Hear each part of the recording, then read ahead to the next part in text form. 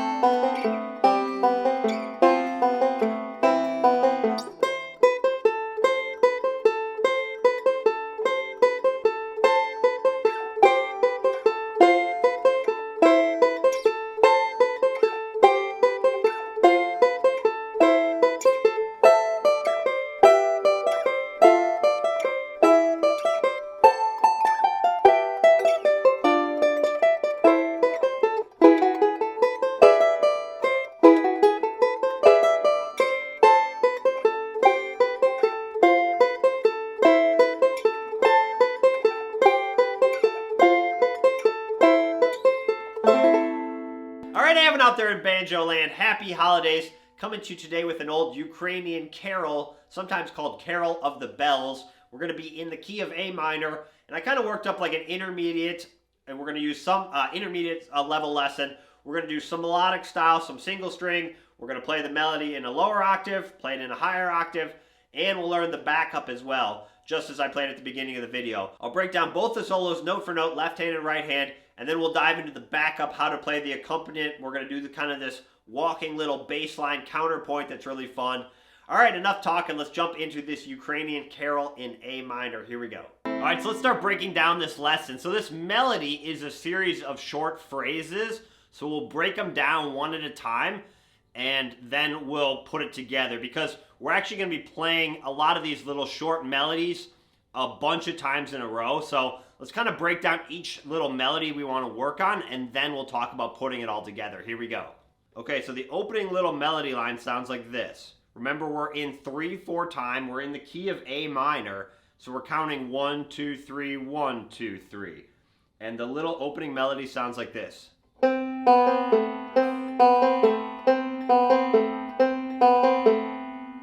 I'll show you a couple different ways to play this, but we're going to start it by playing it melodically. So we're going to start with our left hand index finger on the 5th fret of the 3rd string, and our ring finger on the 7th fret of the 4th string. And what we're going to do is this little rhythm. I'm going to start with the thumb of my right hand on the 3rd string, and then we're going to use kind of like a little backwards roll. So I'm going to use my middle finger on the 2nd string, kind of breaking some traditional Scruggs rules. And then I'm going to have my index finger take over on the 3rd string, and then go down to my thumb. So you have, the count is 1, 2, and 3, 1, 2, and 3. So.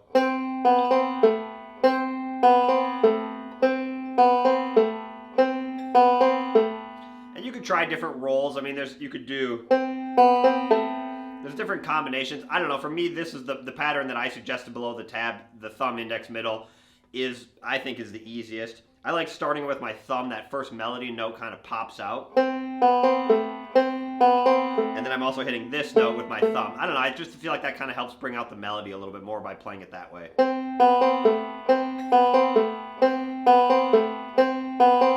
And we're actually going to play that about 12 times right off the top. So get a lot of practice playing that. The other thing you can practice is when you're playing a repeated riff like that, try and work on getting all the notes to be very consistent. So each phrase sounds similar to the previous one, and you're not playing some notes louder and then on the next one playing some notes quieter, right? Sometimes that can be hard when you're just playing something relatively simple over and over again. It's a good opportunity to work on, just again, think of your kind of this background pad. And I'm trying to get all those to sound really consistent. I might also move my right hand a little bit closer to the neck and away from the bridge. So what are some other ways to play that? Because this is also a good lesson to do that, right? So we're playing that melodically, where we're putting all the notes on different strings.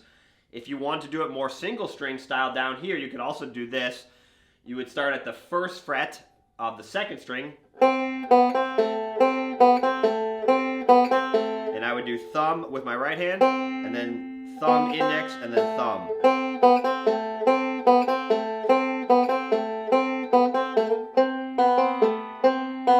You can see they have slightly different sound. This one has more of like a flat pick guitar sound. This one flows a little bit more because all the notes are ringing out a little bit more. The other way you could do it would be like here. This is like taking a short little melody like that and finding a bunch of ways to play it on the neck is really good ear training. The other way you could do it is... So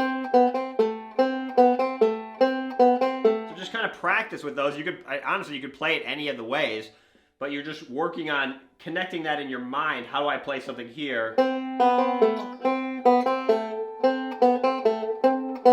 Right? You're just kind of getting all those different permutations in your mind. Even if you might not use all of them practically, it's really good to know because there might be a situation where you want to play that phrase in that particular way.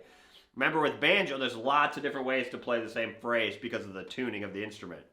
Okay, so like I said, we're going to play that 12 times. We'll break down the form in a second, but just practice that as many times as you need to.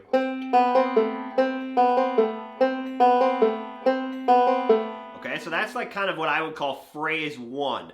Like I said, we're going to repeat that a bunch of times. Phrase 2 is essentially like a little harmony, kind of a response, but it's essentially like a harmony to that line that we just played. So we're going to start up on the 5th fret on the 2nd string, thumb in my right hand, middle finger in my left hand. Play that same rhythm, and then... So basically I was here in this A minor with the low 2 strings, and now I'm going to this kind of like A minor, middle 2 strings. So I'm going...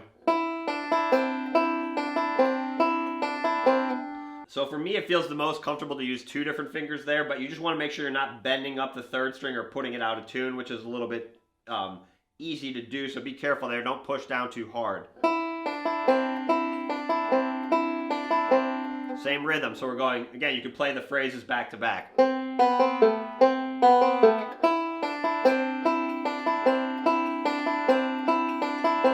Same rhythm, like I said, 1, 2, and 3, 1, 2, and 3. How would we do that down here? So this would be... Remember, kind of visualize your shapes too. So like we're working on this A minor down here.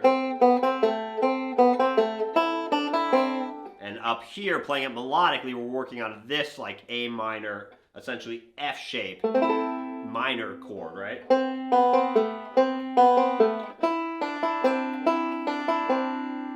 Okay, so those are the first 2 phrases. If you can play that, you actually have a lot of the song down. So, like I said, I'll break down the form in a second, but just get the phrases down on their own. I think a lot of you probably will be familiar with this song too, so once you get it down, you can kind of intersperse the phrases and just practice them as you need to. So when I'm referring to the form, I'm going to call this phrase 1 and this phrase 2. The other way to play this one would be like...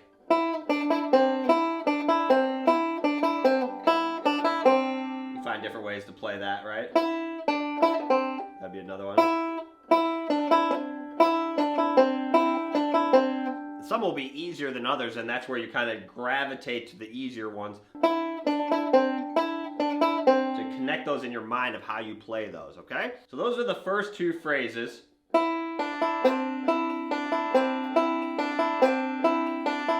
And then our next phrase is a little bit longer. We're going to go...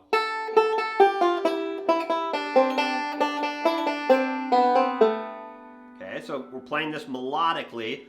We're going to, again, we're working out of this A minor shape up here. We're going to play the 7th fret with your pinky on the 1st string. I'm going to use my middle finger in my right hand. And then I'm going to come down, I'm going to do thumb middle. So kind of some single string. You could do thumb index, but I found for me doing thumb middle was easier. So I'm going 1, 2, and. So. And then I'm going to hit the open 5th string. And then the 6th fret on the 2nd string. Again, melodic style, right? So we're going...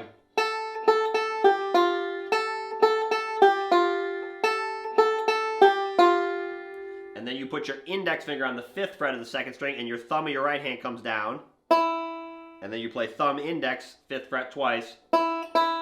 Open 1st string. and then down to the 5th fret of the 3rd string. So let's play those two phrases together. We have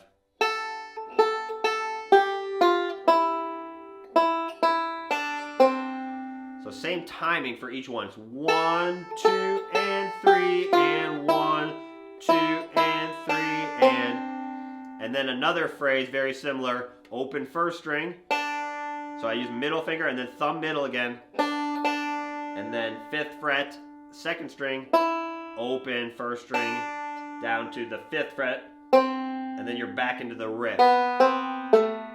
So it's really just like 3 measures, and then you're back into that riff again for 1 measure. So you have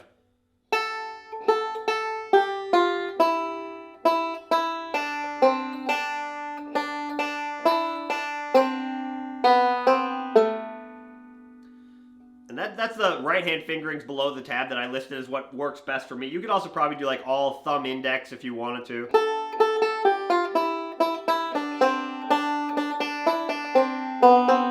You know, you can experiment with different combinations. I don't know, for me I found doing thumb middle on the 1st string and then thumb index for the single string on the 2nd string was what worked best for me.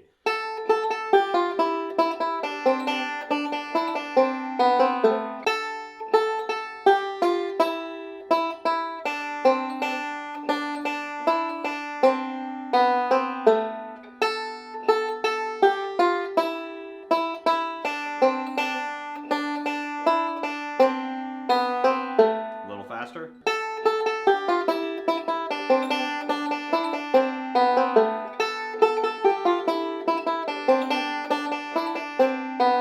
Also experiment, I might play that a little higher up too, like I said.